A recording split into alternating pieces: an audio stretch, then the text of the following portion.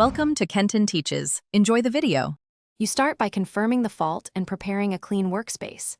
Visually inspect both Type-C ends for bent pins, dirt, or green corrosion. Use a magnifier. Once done, verify the cable with 2 devices and a known good charger so you don't chase a bad power source. Make sure you have isopropyl 90% plus, a nylon brush, a small flat pick and heat shrink of the right diameter. Now unplug everything and move to controlled cleaning and assessment. Avoid brute force. Next, you clean and assess the connectors precisely. Dip the nylon brush in isopropyl and sweep across the pins to dissolve oils and corrosion.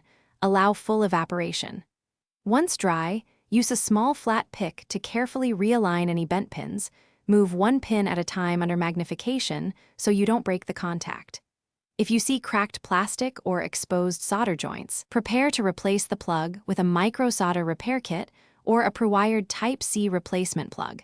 Finally, you reassemble and validate the fix. Fit heat shrink, attach or solder the replacement Type-C plug following pin mapping, then shrink it securely to restore strain relief. Once assembled, test charging and data transfer on multiple ports and devices to confirm stable performance. Make sure charging rates match expectations.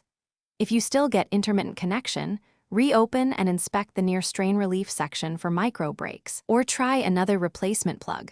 Often the connector module, not the wire, is the true failure point.